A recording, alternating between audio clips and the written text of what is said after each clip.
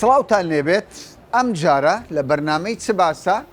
هەوڵ دەدەم بە دوواداچوون بۆ نەخۆشی دڵ بکەم ئەو نەخۆشیانەی کە تووشی دڵی مرۆڤ دەبێت دەچی هەر شوێنێک سەردانی هەر کەسێک دەکەی لە میوانداری لە هەر شوێنێک دەڵێ وەڵا کاکە من تووشی زەخت بوومە فشاری خوێن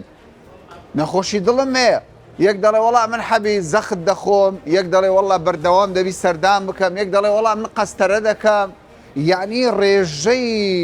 نەخۆشی دڵ لە هەرێمی کوردستان ئەگەر سەیری بکەین بە بەراورد لەگەڵ نەخۆشەکانی دیکە یەکجار زۆرە ئەرێ هۆکارەکان چییە؟ لێرە من لە سنتەری دڵم لە شاری هەولێر ئەو سنتەرە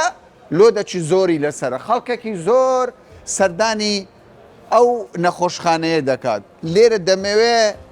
ناوەڕۆکی ئەو نەخۆشیە ئاشکرا بکەم بزانم نەشتەرگەری بە چەند دەکرێ خەڵک کە تووشی ئەو نەخۆشیە دەبی بە چ توش دەبی هەموو زانیاریەکتان پێ بدەم لەگەڵم. سڵاو کاک دڵدار سڵاو بەخێر بێ زۆر ئێرە شوێنی پێشوازی ئێرە شوێنی پێشوازیە سەرەتا بە خێراتنی کەناڵە بەڕێزەکەتان دەکەین کەناڵی کەی 24 هەر سەرکەوتوو بن ئینشاءالله لە کاروبارەکانتان سەلامەتی ئەمانە هەموو نەخۆشن یان ئەوانە دێن لە بۆ بەشی ڕایۆشکاری هەشمانە چاوەڕێی فاسی دەکا فاسی پشکنینی تاقیگەیی هەشمانە نۆرەی قەستەرەی هەیە کە شکاری لای نەخۆشنەوە چاوەڕێ یاری پێشتر پشکنینتان کردووە ئیدڵە نەیان گۆلۆ هاتووشی نەخۆشی بوونە چییە چەوریتان خواردیە ریاضەتان نەکردووە باش و خزمەت گوزاریەکان زۆر باشە دەستان خۆش بی سەلامەتی ئینشاءالله ڕۆژانە چیم کردی ڕۆژانە بە ڕێژەشی تەقریبی دابنی 250 تا 300 سەردانی ئێرە دەکات لە کاتژمێر 250 تا 300 کە سەردانی ئێرە دەکات 250 نەخۆش نەخۆش و ئەوانەی کە نەخۆشیان داخلە لێرە داخل دەبی نۆرەیان هەیە لە بۆ قەسەرە و شەبەکە و باڵۆنیان نەشتەرگەری کرانەوەی سینجی نەخۆشەکانی شێنە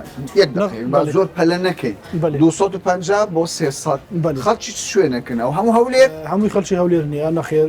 لەبەر ئەو خزمەت گوزاریە زۆری ئێستاکە لە سنتەری لەبەر ئەو بەرزبوونەوەی کوالێتی ئەو ڕێزگرتنی کە لە خەڵکی دەژیرێ لە ڕووی خزمەت باشترین خزمەت گوزاری پزیشکی زۆربەی زۆری نەخۆشەکان ئەوەی هەولێرێکە نزیکن شارەکانی هەرێمی کوردستان دهۆک سلێمانی کەرکووکتەیدا هەروەها شارەکانی تری عێراقیش تێدا باشە ئەوەی کە دەبینم تەنانەت ئەوانەی کە تووشی نەخۆشی دڵ دەبن هەندێک جار دەچنە ناوعمر یعنی لێرە خەڵکێک هەیە تەمەنێکی هەبێ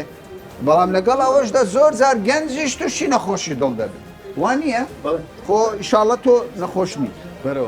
نەخۆشی بەس تۆ هێشتا ماشەڵڵە گەنجی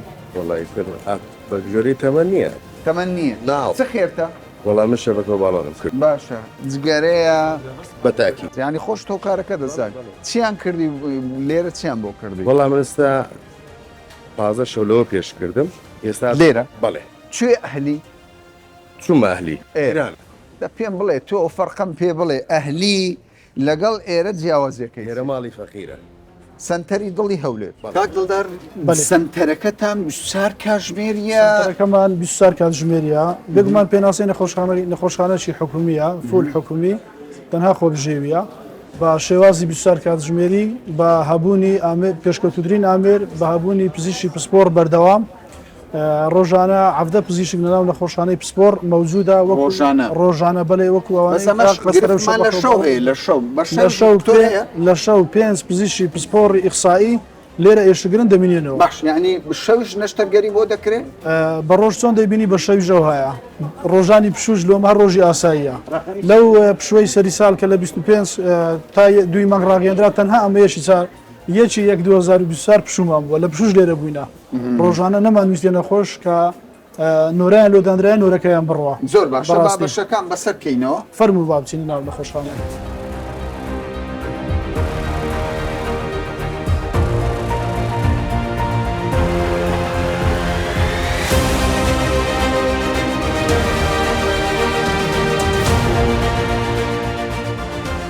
ماندوو نەبی سپاس دەکەم مەمنونم ئەوە چیەوە هەموو ئەوراق وەڵاوە راپۆرتی هی نەخۆشی دڵە ئیدڵە بەڵێ خەڵچێن دەرێ خەڵکی چەمچەماڵم سەر محافظەی سلێمانی لەوێ وا هاتووی بۆ ئێرە بەڵێ زۆر هاتووی یان یەکەم جارە ئەمە یەکەم جار بە باشە چ خێرتە وەڵی دوو دەماری دڵم گیراوە لە ساڵی 2019 ثم لا دكتورك لسليماني باشا دو جار قسطري بوم كرت هر جاري حورقي لي ورقرتم باشا لكوتاي جار لدواي دوم دار ايوتي ابي هنا بوفكم شبكه بالون باشا شبكه بالون كاش اي تشلي بيانز ورقه دواء من جماعه مصام لتوانا ما نبو يشتمت ولا 2019 حتى يستا لم ماني بيشوا إن صالة بلا برجي برام هاد وير ولا دكتور لير لم سنتري هولير سنتري كحكومي كأما سنتري بياي فقيرة أما براستي خدمتي ملتك يعني بجدي من زور دون خوش محاولاتي بوشوية قسبك سيان بخوال ليرة هيس فرق يقني زور دور خدمتي أم نخوش أنا كري ليرة يعني إسا بشكنيني عم بوكردو شكني نابو كردوم ما مشتكي عم بو كردوم شبكة وبالون بو كان على أساس قصرم بو كان لدواي قصرك الشبكة وبالون أقر في يسكا سياسة وبيست هزار شان لي ورقتهم يعني لقر رابردو باركة يكزار زور يكزار زور اللي حورق يعني قرتم دو جار بويان كردوم بخواس شوارده ورقة إذا ليرة أقر بيسيش كأقر شبكة بالون بوكن ناقات مليوني كيش ناقاتم أوانش ديان قد شلو بينش بخوا دعوتي يعني قرفاني هم بطاوتي بطال ذكردي سيون بخوا يسمون قرض شمكر لكات مو بويرة بويكا أم قستروا شبكة بالون سلامتي إن شاء الله سفاستكم ممنونم سفاسي حكمتي هريمكم براسي ليرة كارمند ودكتور وحمويك ليرة خدمتي أمي لتاكا زور إملي الراز أم بريزة نخوشة سلامتي إن شاء زۆر الله سپاس كيف هو نخوشي تقریبا سێ شۆ سي شو باڵێ سي شو ليرة خو سێ شۆ لێرم باڵێ پێشتر هەر هەم بۆ نەخۆشی بەڵام سێ شۆ دڵ؟ باڵێ خير تدل لێدانی ناڕێکە سريعة يعني سەریع لەسەر سريعة باڵە لەسەر بوتشي خمت هي جگرده كيشي باڵێ جگەراکیش جگرده باڵێ بس كان جيكا كبرى وڵی تيوندي بودانية بەرەوەڵا پەیوەندی ساڵ لە سەد وایە شلون خدمة گوزارية كان سەد لە سەد باشە دكتورة كان واحد. زۆر ینی بۆ کەسی خۆشان هەر ئاواکە سي روج ليري كان بالي. بارد شو وڵی هیچ وان نە جۆجارە من بلي قسترو بالو چند دبي كردوتا 20 ڕۆژ 17 ڕۆژ 20 ڕۆژ دەبی بارد زور روي نانا احتیاجی بوو كو او نخوش خانية بأمانته تخوة والله بەمانەتە پێ دەرێم کوالیتیان زۆر باشە دکتۆرەکان مقیمەکان حتا فەڕاشەکان مامەلایان لەگەر نەخۆشەکان زۆر باشە وە دەزای لەمارەی يعني تو دول خوشي لكردستان نخوش خانية كي لمشوي زۆر ئەگەر دوویکە ئاو دوو نەخۆشکە خانێکە ئەوها هەبێ یعنی کوردستان بە تایبەتی كاز ناس تدرو نا دەری بۆ هرچند لواني عندك هربياني لۆ پیاسی خۆیان دەچن بلام بو خدمة گوزاري تندرستي تو دلي اوكي خزمەت گوزاری ئێرانە دەرەجەیەکە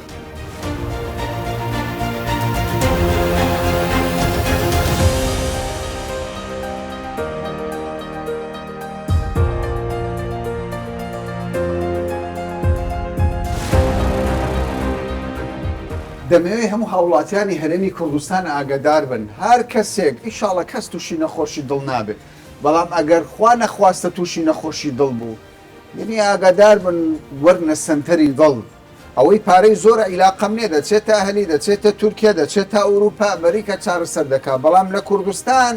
لە هەرێمی کوردستان سنتەری دڵ دەتوانم بڵێم باشترین نەخۆشخانەیە لەبەرچی دکتۆری باشی لێیە وە تاقیگەیەکی یەکجار باشیشی لێیە دکتۆر دلڤین وانە بله سڵاوت لێبێ ماندوو نەبی بخير دکتۆرە بله دەڵێن تاقیگەکەتان زۆر باشە بله بله بەڕاستی باشە؟ بەڕاستی باشە با پێکەوە تەماشاکەین باشە. یەکەم جار ژوورەکانمان هەموو جیاوازە یعنی هەموو لە یەکتر ژووری کیمیا ژوورێکی تایبەتە هی ڤایرۆسات تایبەتە حتا کونتامینێشنەکە کەم بیتن ژووری بە هیماتۆلۆجی تایبەتە هی PCRیش لەسەر کۆڤید ئیشکردن ئەوەش تایبەتە دوو ژووری تایبەت ئەمێرەکانتان چۆنە؟ هەمووی گرنگتر کیمیایە ئیشێکی زۆر لەسرە دقیقەش زۆر دقیقە ئەوە زۆرە و جۆرە ئەمێرە یان هەر ناخير بس لكردستان بس لكن ما هي بس سينسا دير. همو فحوصاتي كيمياء خاصة كرياتينين زور دقيقة همو دكاتر همو اوريجينالا برودكتي خوان کەوایە تۆ دەتەوێت بڵیتە نەخۆشانی بله، کوردستان بله. ئەگەر هاتنە سنتەری دڵ دڵنیا بن ئامێرەکان بخوم دكتوري مختبرم اجر امير يان برودكت تو نبيت ايش لسر ناكم او رو كنترول بين جارم كرتيا حتى امن يعني تاكيد نبنا كنترول يخون نتيجه نخوش درناشيتن بله و ايزو شمار قرتيا لسر او جهازه لسر كرياتينين ويوريا ینی بڕوانامەیەکی نێو دەوڵەتی نيو دولتية هي ايزوي خوماني عراقي من ورقتيا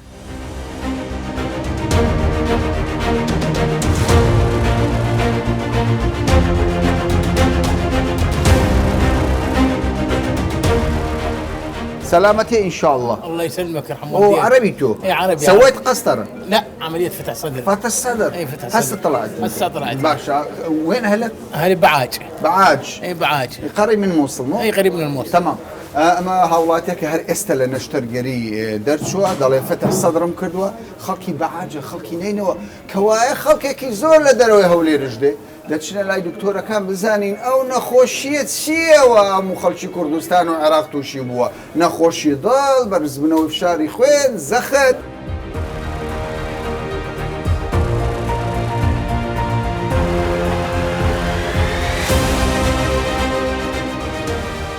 لێرە خزمەت گوزاریەکان ئەوەندەی من دەبینم زۆر باشە لەگەڵ ئەوەشدا ئەوەی کە دڵخۆشم دەکات کارەبایەکی 24 کاتژمێریان هەیە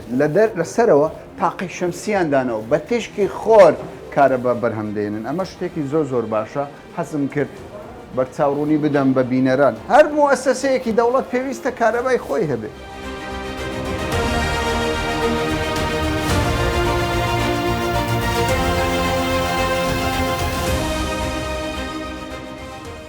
دکتۆر هیوا لەگەڵمانە دکتۆر هیوا پسپۆڕی نەخۆشیەکانی دڵە لێرە نەشتەرگەری دەکرێت پاش نەشتەرگەری پێم وایە نەخۆشەکان دێتێرە دکتۆر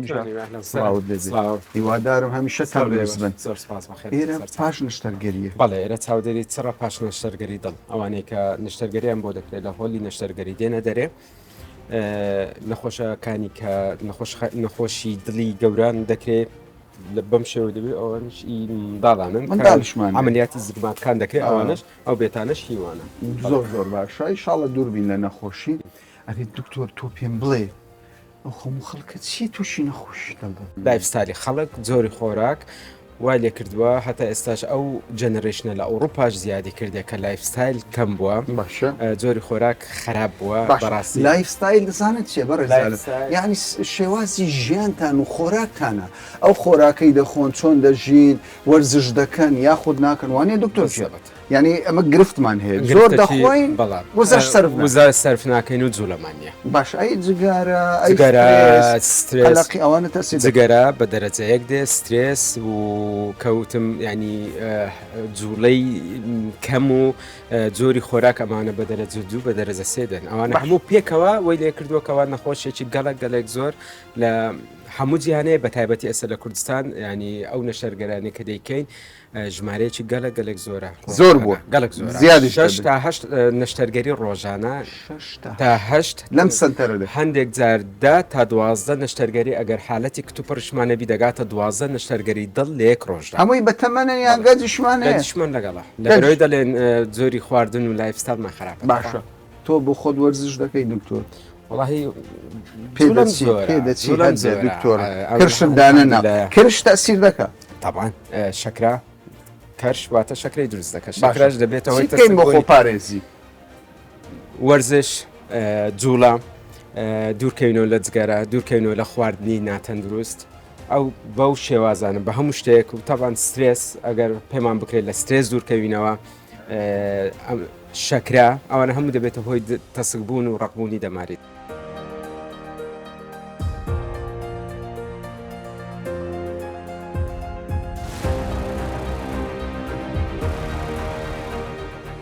ئەمە ژوورە تایبەتەکەیە ئەم بەڕێزە نەخۆشە نەشتەرگەری بۆ کراوە تەلەڤیزیۆنەکەش لەسەر کوردستانیش چارە سەیری هەواڵیش دەکەیت سەلامەتی ئینشاڵڵا فتح سەدرە باش چەندە لێرەیت لە ڕێژ ئەمە داخل کرام لە چێوە هاتووی لای بادینانەوە بادینان بەخێر بیت تۆ پێشتر چووێ نەخۆشخانەکان یان یەکسەر هاتێرە نانە نەخۆشخان چوومە ئەڵمانیا لە ئەڵمانیش کردوتم ئەڵمانیا ئیلاچ نەبوو ئەڵمانیا لە بەغدا کوردتم لە دۆ کردم تخوا بە ئەمانە تۆ پێم بڵێ ئەوەی لە ئەڵمانیە و ئەوەی لێرێ و ئەوەی لەو شوێنانە بەعام چه جیاوازیت بینی والله جوازەکە زۆر بوو ئەڵمانیا چون پێیان نەکرا لۆم بکەم بەش LID ینی LID پێ دەرێن بە دوو شەبەکان لە بۆم تەرتیب کرد پێمان ناکرێ نەخۆشی پێمان ناکرێت لۆت کەوچ بکە لەبەر چ بوو پارەیان زۆر دەوی ناوەڵە پارەیان لەبەر پارەیان نەبوو ئەوان داواتی خاصیان لە بۆم چا کردەوە پرۆفیسۆر گولگار زۆر باشە تەکلیفەی چەند کرد نەشتەرگەریەکە لە ئەڵمانی چەند پارە تقريبا حتى حسب قراري وان 35,000 يورو یۆڕۆ ئەلێرە چەند چووە ليرس 10 ليرة تعرف أريس نسو حتى كسي ربعك من دايا یعنی نیحمەتی خۆی اوه نیحمەتی خۆی الحمد لله الحمد لله شڵە چادەری ماندید ناکەم قسەت زۆر پێبەزی شڵە آره. پاش هەفتەیەکی دیکە ئەمن- وەک تۆپل لێ دێت باسي حموي عندكم او بارسال تقصيريا نكردي حموي دكتور كان حمو ساعات دويشو وسيشو كي برك تنق عجز بهم بياندرين بغاردين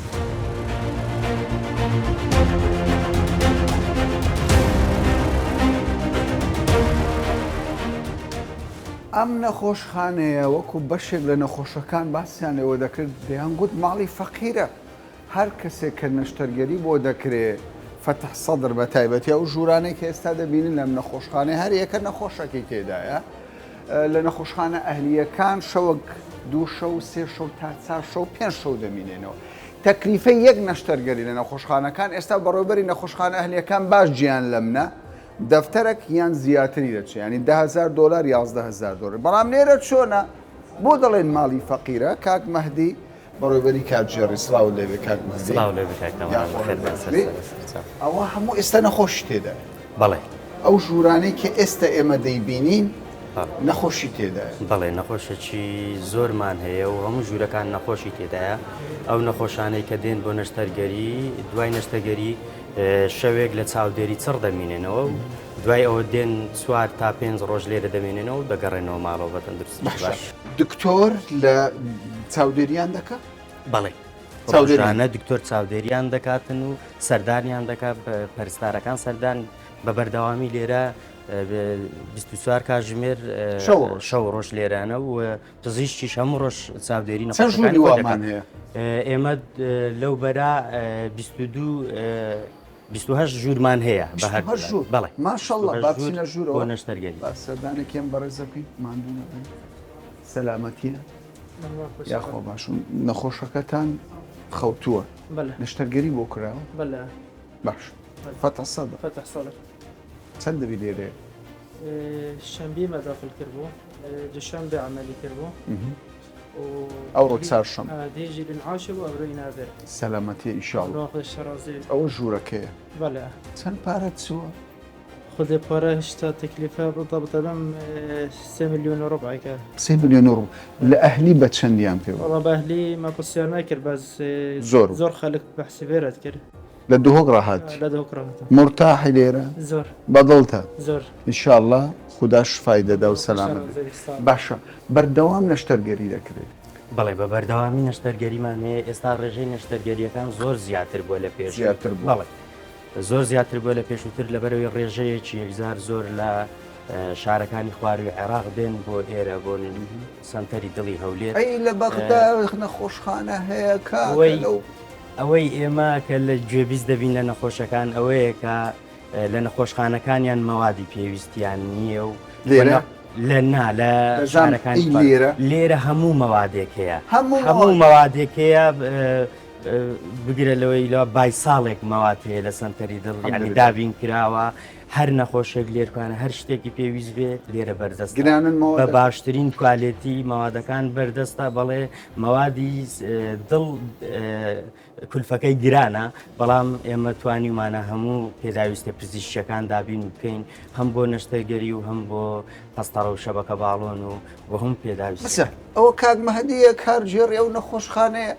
دەڵێت دەرمانەکانی چارەسەری دڵ زۆر گرانە بەڵام خۆشبەختانە حکوومەت هەموو دەرمانەکانی دابیر کرد بەڵێ ئێمە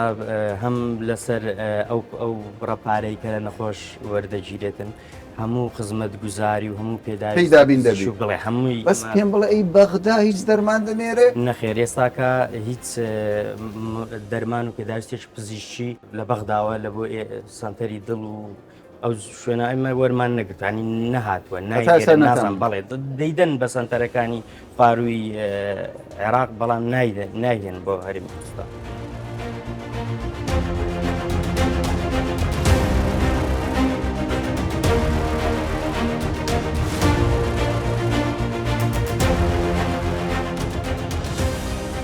ئێمە ئێستا لە ژووری نەشتەرگەری قەستەڕێی لەو بەرە کەسێک نەشتەرگەری قەستەڕێی بۆ دەکرێت لەم بەرەش نەشتەرگەری قەستەڕێی بۆ دکتۆر شوان بەڕێوەبەری بەشی نەشتەرگەری قەستەڕە بەرپرسی ئەو بەشەیە و نوێنەری ئەم نەخۆشخانەشە لەو دیدارێکی من لەگەڵی دەکەم دکتۆر ماندوو نەبن خێر بێن هەمیشە من بە ئامانەتەوە کارم کردووە ئەوەی کە لێرە دەبینم خزمەت گوزاریەکان بەڕاستی بۆ مشتێکی تازەیە کوالیتیەکە تا وەکو جێبیست دەبم هەم لە هاوڵاتی هەم لە کارمەندانیش کوالیتەکە تام بەرزە باشە چۆن دەتوان ئەو پێداویستیانە دابین بکەن پێشوازی لەو هەموو نەخۆشەکە زۆر سپاس کاکە منە لە ئامادەبوونتان خۆشحاڵین بەهاتنتان زیاتر ساڵانە با بڵێن یان مانگانە ئەگەر حسابی بکەین 1000 قەستەڕە و شەبەکە و باڵۆن لە بەش قەستەرە دەکرێت 1000 لە یەک مانگدا و هەروەها بەشی نەشتەرگەری 100 تا 150 نەشتەرگەری دڵ دەکرێت لە یەک مانگدا باشە ئەو هەمووە هەر لەم شوێنە دەکرێت بەڵێ 4 جیازی قەستەرەمانەیە 4 شوێنە ڕۆژانە 4 تا 5 دکتۆری پسپۆر پزیشکی پسپۆر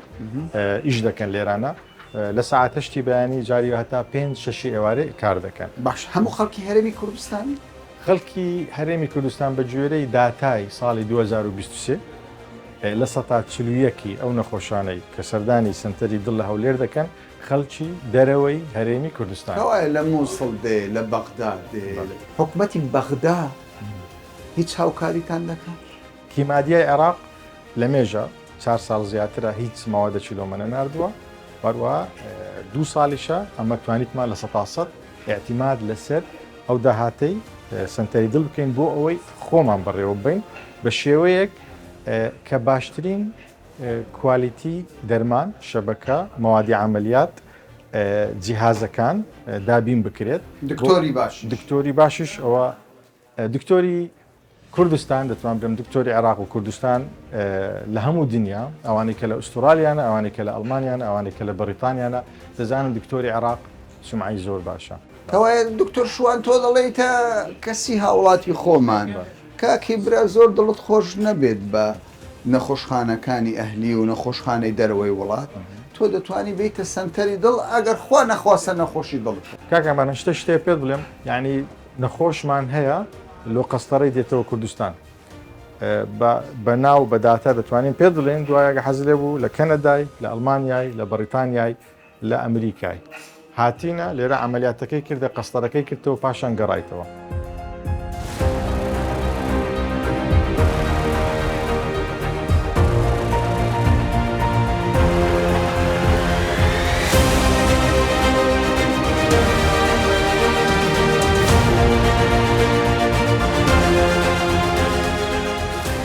وەک دەگوترێ خوددا دەردی داوە و دەرمانیشی داوە لەم بەدوادا چوونە یعنی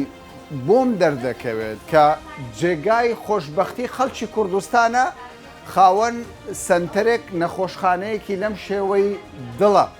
کە خزمەتێکی زۆر بە نەخۆشانی هەرێمی کوردستان دەکات بەو پێی باشترین دکتۆر باشترین دەرمان باشترین چارەسەر لەم نەخۆشخانەیە پێشکەش بە هاوڵاتیانی هەرێمی کوردستان دەکرێت لە نەخۆشخانەیەکی حکومی لەگەڵ ئەوەشدا تکا دەکەم تەندروست بن خۆتان بپارێزن وەرزش بکەن زۆر مەخۆن ئاگادار بن دەردەکان لە بەردەممان وەستاون خۆ پارێزی باشترین چارەسەرە تا باسێکی دیکە و بابەتێکی دیکە هەمیشە تەندروست